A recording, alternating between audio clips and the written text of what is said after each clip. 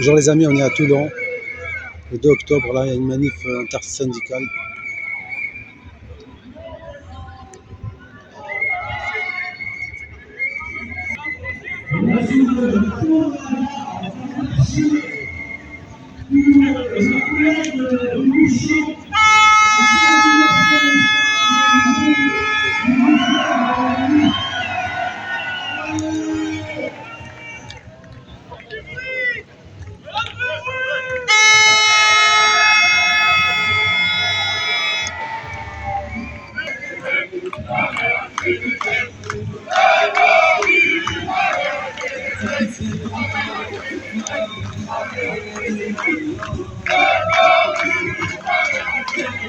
Bravo les gars! Bravo!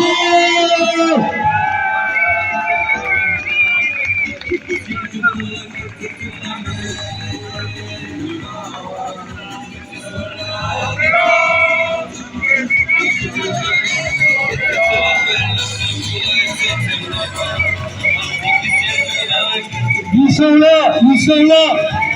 Ouais!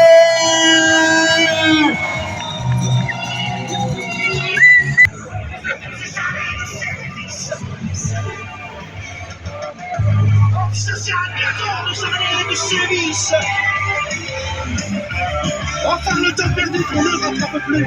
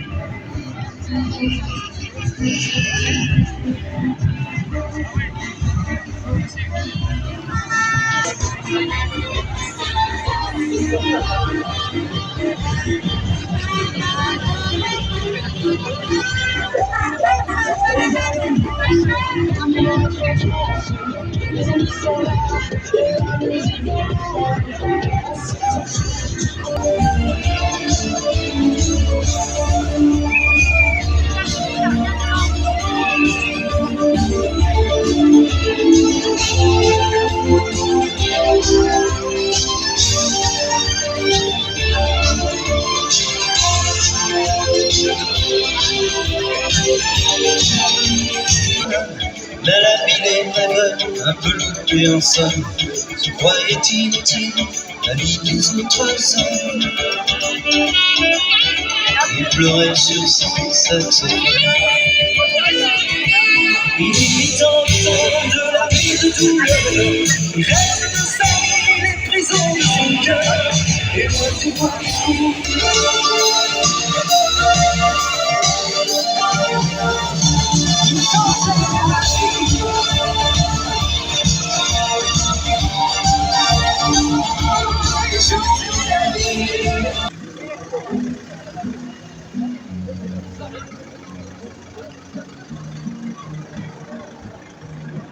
Devant le portail vert de son appartement, de notre outil.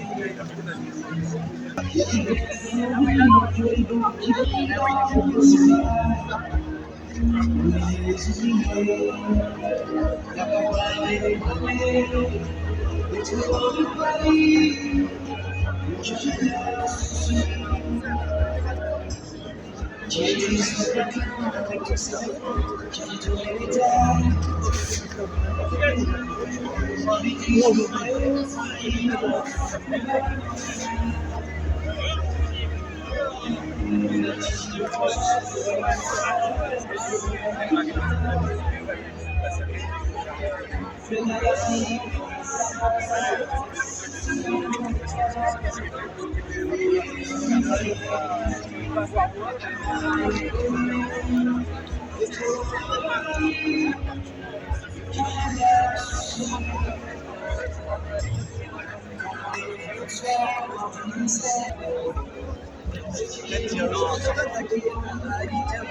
Parce que t'as vu, 11h, il y a tout le monde. Vous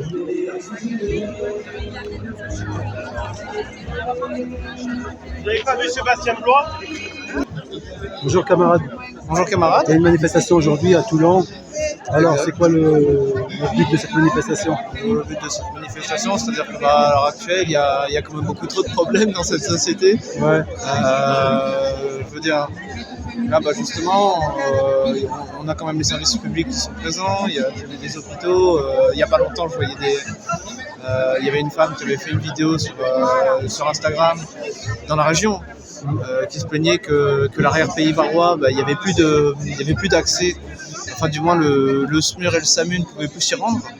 Et donc, du coup, ils étaient obligés d'héliporter des personnes en fait, qui étaient en situation d'urgence.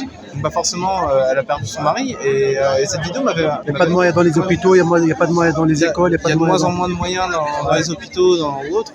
On l'avait d'ailleurs aussi pour rebondir sur l'hôpital, mais il y a encore, c'était il y a 1 an ou 2, il y avait eu un mort à l'hôpital de hier. Et en fait, à un moment donné, entre la vie chère, le moindre service public qui devient complètement inabordable, où on se retrouve avec un système kafkaïen pour ce qui est tout simplement de l'accès à nos droits. Je connais des gens qui sont au chômage à l'heure actuelle. Ça fait des mois pourtant qu'ils essayent très sérieusement de faire autant de demandes que possible. Et ils n'arrivent pas. Et ils trouvent rien, on leur propose rien. Même s'ils ont des formations, il y a des gens, ils ont des bacs, mais ils trouvent rien. Enfin, ils ont des bacs, ils ont des diplômes plus, bac plus et quelques. Et pourtant, ils trouvent rien. On leur propose rien parce que, comme on le dit, tout est cher. Et moi, en tant que jeune, je le dis, à l'heure actuelle, on vit dans une société où si on n'a pas de voiture, qu'on soit en ville ou qu'on soit en campagne, on en crève. Mais plus on est en campagne, plus on en crève de ne pas l'avoir. Par contre, on se retrouve dans un système où les jeunes, on n'arrive plus à vraiment mettre de côté parce que la vie est vraiment devenue insupportable. Le loyer est cher, le loyer, etc. Ah oui, c'est vrai, je pourrais parler des loyers aussi. L'électricité, le gasoil. Ce que je dis, c'est qu'il y a tellement de tout qu'on n'arrive même plus à l'énumérer. Et le fait de changer de gouvernement, là, est-ce qu'il y a un espoir? Ou c'est juste de la com de président, on va dire? Changer de gouvernement, non, moi, au bout d'un moment, on change le président et on interdit littéralement les partis néolibéraux comme ça. La décision de Macron. C'était le mot d'ordre au départ. Hein. Le 10 septembre, c'était la décision de Macron. C'était pas pour les 2 jours de férié. Le 10 septembre, c'est passé là-dessus. Après, là, à l'heure actuelle, on est plutôt là, on est quand même toujours sur une manifestation qui est quand même encadrée par les syndicats. Et là, c'est pas pour la décision du Macron. On appelle moins directement à ça, contrairement au mouvement du 10 septembre, qui est quand même un peu à part. J'ai l'impression que les syndicats, ils ont détourné le... on va dire, je pense pas qu'il l'ait forcément détourné en vrai. Parce détourné les revendications des départs. C'est surtout en fait que les syndicats, eux, ils sont là pour parler de leur pouvoir d'achat, spécialisation professionnelle. C'est-à-dire qu'en fait, bien souvent, les syndicats sont là en tant que représentants d'un certain métier. Ouais. Donc, forcément, ils vont parler du sujet qu'ils maîtrisent. C'est-à-dire, dans la CGT Énergie, il y a tel problème. Dans la CGT Santé, je prends l'exemple de la CGT, mais c'est pas pour tous les autres syndicats. Mais on se retrouve chacun plus ou moins avec ses revendications. Et à un moment donné, il faut quelque chose, un mot d'ordre commun.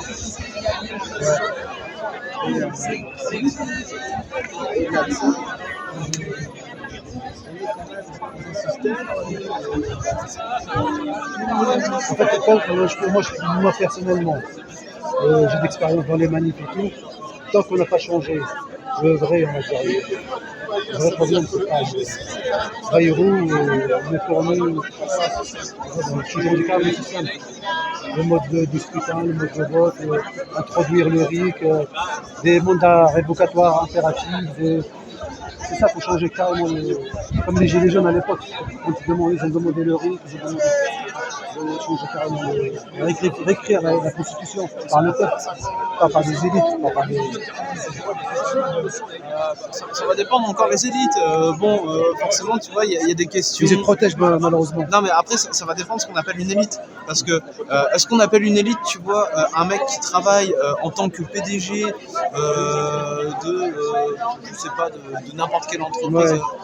C'est le PDG d'H&M France.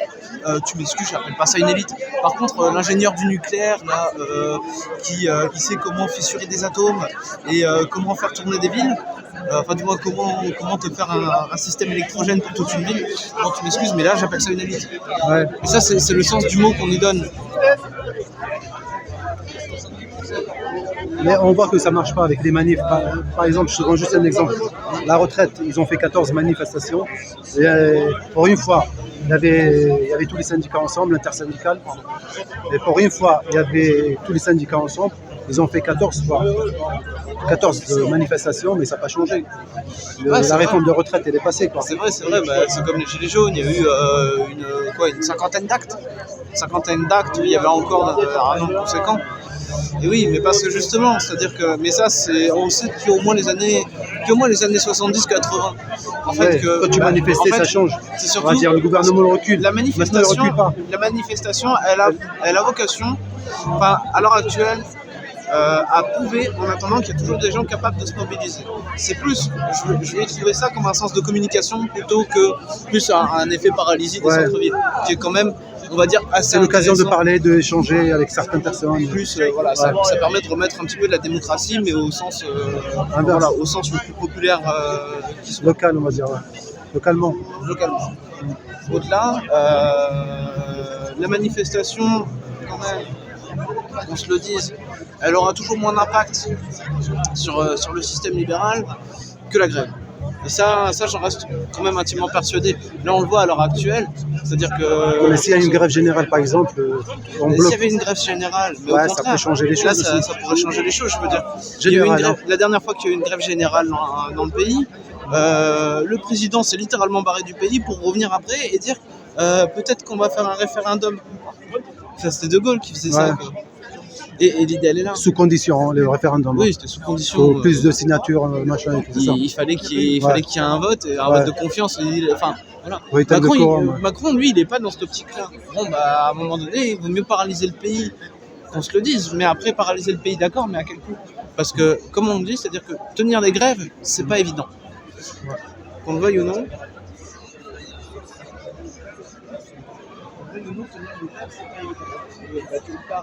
Avec l'augmentation. Faut avoir la volonté déjà des syndicats. En fait, Tenir une grève. la volonté, elle manque pas. La volonté, c'est bien. Mais au-delà de ça, il y a quand même une raison matérielle qui ne peut pas forcément le faire. C'est-à-dire que s'il n'y a plus personne pour pouvoir financer les caisses de grève, Ouais. tu vois, et que. La CNAS, ouais. Ou financer quoi que ce soit d'autre, soit même ne serait-ce qu'apporter de la nourriture. Parce que, voilà, allez, Bon, mais ils ont de l'argent, comme ils ont des subventions. ils ont de l'argent, mais après les subventions, elles ne subventionnent pas la grève. C'est pour ça qu'on met en place ces caisses de grève, qu'on essaie de mettre de la solidarité. Elle est là, c'est-à-dire qu'on le veuille ou non, malheureusement, on est dans un système libéral. Donc l'argent, c'est aussi une arme de la guerre. Pour combattre le système libéral, on est obligé d'en passer quand même par ce système libéral. Si on n'a plus les moyens de se nourrir, de faire quoi que ce soit, ou parce que les personnes qui sont sur les pieds de grève à l'heure actuelle, ils ont des familles, Ils ont des crédits, ils ont des. il faut qu'ils puissent se relayer. Ouais, la plupart, ils ont des crédits, des maisons, des voitures et tout. Ils sont en fait. C'est ça le aussi, problème. entre autres. Après, Donc c'est- forcément, si tout le monde se retrouve piégé là-dedans, après, au plus on sera nombreux à juste arrêter, de dire bah non, en fait la banque, j'ai plus envie de payer la banque, ou quoi que ce soit, et qu'on se met à des millions à faire des trucs comme ça, à un moment, oui, peut-être que le système en fait peut bouger à partir de là, ou en tout cas que je dis pas que ce sera le grand soir là-dessus, je me fais Ouais. pas forcément d'illusions, mais en tout cas on peut potentiellement se retrouver avec une bourgeoisie qui se dit à un moment donné ça nous paralyse vraiment et Et fait, on a besoin de faire des concessions. et tu penses pas que le fait le vote blanc, par exemple, n'est pas considéré que. Ah ça c'est antidémocratique à 100%. Là-dessus. Normalement. Que le vote devrait blanc ne être. soit pas comptabilisé. Et Ouais. là aussi, c'est ce que je disais tout à l'heure à un autre camarade. Je lui disais très simplement, le fait qu'on sait, au point de vue des statistiques, qu'on a parfois en fonction des élections 50% d'abstention. 58 la dernière fois, ouais. 58% Ouais. d'abstention. Ouais. À quel moment on n'annule pas l'élection? On dit, mais attends, il y a plus de la moitié de la population en âge de voter Ouais, elle rejette qui ce. rejette Ouais. littéralement le principe même de l'élection. À partir de là, on annule. Enfin, pour moi, c'est plus démocratique. Donc, à partir de là, oui, le jeu démocratique est là-dessus, par contre. complètement biaisé en France. Enfin, pas biaisé, mais touché, voilà. Je le dis, on voit bien. Je veux dire, il y avait un moment, je faisais un travail de nuit. Là aussi, petite anecdote, comme ça. Je faisais un petit travail de nuit au moment des élections présidentielles. Et au moment des élections présidentielles, tu vois, quand tu es sur les chaînes en boucle, là, BFM, CNews, etc., tu vois, tu avais des. Quand il y a les petites infos en bas qui apparaissent là, sur les banderoles, quand tu as les petites infos qui apparaissent sur les banderoles, tu avais aussi les candidats qui apparaissaient. Ouais. Et en fait, quand les candidats apparaissaient, eh bien, en fonction, c'est-à-dire qu'en journée, tu te retrouvais avec les gros partis, donc les sites pubs, PS, LR, RN, LREM à l'époque, et encore je crois qu'à l'époque ça s'appelait déjà Horizon, ensemble je ne sais plus, un truc comme ça, mais en vrai c'est la même chose, mais qui se retrouvaient en fait tout simplement à avoir du temps pour être affiché toute la journée, et par contre très tard la nuit, tu te retrouvais avec des candidats, je pense à Artaud, je pense à La Salle ou autres, qui sont des plus petits candidats qui ont une certaine popularité. Hein. Asselineau aussi. Asselineau aussi, etc. Et Philippot. Ils ont fini à, je sais pas, mais un peu un ils ont fait des scores ridicules, on se le dit. Ils ont complètement fait des scores ridicules. Donc à partir de là, il faut se dire aussi que il y a pas. Enfin, on sait pertinemment que les temps. Enfin, ils sont capables de mesurer l'audience, en fait, à la télévision. Ils savent combien il y a de personnes qui vont être connectées à la chaîne à telle heure, à tel moment, à chaque seconde. Donc en fait, ils savent pertinemment quand même ils les mettent... sondages, ils sont en fait... les sondages, c'est... En fait, ils vont sonder, par les exemple... sondages, oui, ils vont sonder... Sur 1000 personnes, ils vont te dire la France, machin. Alors, on sait que... Et puis ils savent très bien où sonder, parce qu'au final... ils vont choisir les quartiers. Voilà, ils sonder les régions, les machins. Choisir les quartiers, les régions... C'est pertinemment que si tu fais ton sondage en plein Paris 5, là, tu vas avoir que du bourgeois qui va te répondre. Et tu as une chance sur deux, il est soit conservateur, soit macroniste en fait. Donc voilà. C'est pas pareil, si tu vas dans le 18e ou le 19e de Paris, c'est autre chose. Ah là, ça risque d'être autre chose. Et on va comprendre. D'un coup, ils vont se dire ah, quoi, comment ça, il y a Mélenchon comment ça, ils sont tous à gauche là. C'est ça. L'idée d'aller là. Ils savent très bien comment orienter les gens, quoi. Et d'ailleurs, ça aussi, hein, c'est une méthode là, qui a été mise en place par des camarades sur Marseille. Et franchement, il faut faire ça. Je sais pas si tu as beaucoup d'audience ou quoi que ce soit, mais vraiment, il faut faire des auditions citoyennes. En fait, tout simplement, il faut aller voir les gens, faut leur poser des questions, de savoir comment ça va, mais des gens qui en fait se sentent même plus concernés par la politique. Là, par exemple, nous, à Toulon, ce qui fait passer l'extrême droite autant, parce qu'on croirait qu'on est dans une région très conservatrice. La plupart du temps, les gens ils sont pas plus fachos qu'ailleurs. Hein. C'est-à-dire, c'est pas le retour des chemises brunes. Ils sont pas capables de faire des défilés comme ça se faisait du temps en Italie, là, où tu avais 10 000 personnes, tu vois, en train de défiler tout en noir avec le drapeau fasciste italien. Alors, on est loin de ça. Ils le font une fois par an à Paris. Ils le font à Paris, 9 mai, mais ils arrivent à réunir quoi 1000 personnes. Je veux dire, nous, chaque année, à chaque fois qu'on manifeste, regarde, le 18 septembre, 1 million de personnes dans la rue. C'est pas le Rassemblement National qui te faut 1 million de personnes dans la rue. Donc, en fait, on a une capacité mobilisatrice quand même assez intéressante, que ce soit au niveau des syndicats ou même des partis de gauche. Et ça, il faut quand même qu'on en garde conscience. Donc, après, au-delà de ça, parce que moi je me perds aussi, je dis tellement. Voilà, je suis pas un expert, je peux dire des conneries. Ouais, c'est un échange, de toute façon. On est là pour échanger. Juste après à Toulon, il y a quoi? Il y a plus de, on va dire, de LR, plus de. On va dire. Ici c'est plutôt à droite. Après, à droite, c'est toujours à droite, de toute façon, le Var. Ah oui, ça va par contre. Non, ça n'a pas toujours été que à droite. Hein. Tu remontes à la moitié du XXe siècle. Là, on était quand même dans un bassin qui était beaucoup plus industriel qu'il ne l'est maintenant. Voilà, ça c'est vrai pour toute la France, hein, malheureusement. Mais il y avait quand même beaucoup de villes du sud de la France qui étaient en fait à l'origine qui votaient communistes. Au sortir de la guerre, beaucoup des villes votaient communistes dans le coin. Pourquoi parce que ils ont basculé après. Les gens l'avaient vécu. Ils l'avaient véritablement vécu. Donc il y avait ce traumatisme-là. Et au-delà de ça, bah, je sais pas, parce que après c'était d'autres époques, mais maintenant c'est vrai qu'il n'y a plus rien à voir. Je veux dire, maintenant on s'informe soit par la télévision, soit aussi par des médias internet qui jouent avec des bulles algorithmiques, tu vois, pour toujours nous. Ils répètent toujours la même chose, ouais. Je veux dire, quand t'es un mec de gauche sur internet, c'est facile de rester de gauche, parce qu'au final, tu auras toujours des propositions de médias de gauche. Par contre, si t'es un mec de droite, ce sera pareil. Tu vas te retrouver sur une bulle algorithmique qui te proposera toujours les mêmes choses. Donc au final, ça augmente, on va dire, sondage. On va dire non. Influence les autres, quoi. Ouais, voilà. Ouais. Disons que ça augmente, on va dire, la radicalité des gens. Ouais. En tout cas, ceux qui s'informent que par Internet. Ils auront tendance à avoir des positions beaucoup plus radicales. Mais là où ça va favoriser l'extrême droite, c'est-à-dire qu'en plus, bah, du coup, la bourgeoisie détient les grands médias, on va dire ce qu'on appelle les médias. Les 9 milliardaires qui détiennent. Voilà, ils détiennent les journaux, tous les médias, ils détiennent les radios ou encore les. Ils savent comment manipuler les gens, quoi. Donc là, à partir de là, les personnes un peu plus âgées vont avoir tendance à voter conservatrice.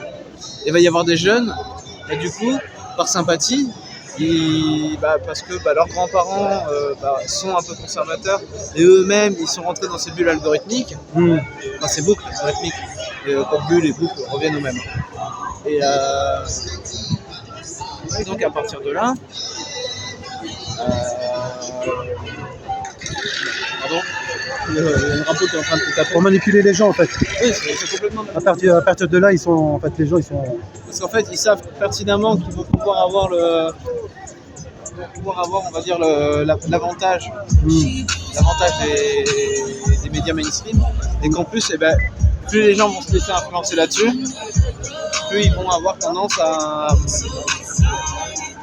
aussi se laisser avoir, par les bulles algorithmiques. Et voilà, et on reste dans cette boucle-là. Je veux dire, Zemmour, ce qui l'a rendu populaire, c'est les médias. Ouais, c'est des médias. Et tu vois, par exemple, un type dont on parlait pas. Il était tout le temps chez Hanouna. Je vais donner un exemple, mais juste pour un type en particulier au RN, Jean Messia. Ouais. Jean Messia. Alors je te parle de ça parce que je fais partie d'une génération où j'ai commencé à l'extrême droite avant de m'intéresser à une partie un peu plus progressiste. Ouais.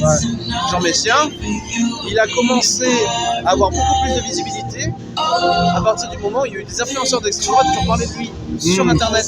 Ils l'ont mis en avant. Là, les jeunes se sont intéressés à lui, ouais. Et à partir de là, il a gagné en popularité. Je te parle de ça, c'était il n'y a pas si longtemps. Je devais avoir 4-5 ans. 16-17 ans. Donc ouais, vraiment c'était maintenant on est plus proche de 8 ans là maintenant pour moi. Je commence un peu à avoir un certain âge. J'ai des éléments. Ouais, après il a rallié Zemmour, il a rallié Marine Le Pen, il a voulu mettre, il a voulu intégrer le Front National, quoi. Le RN.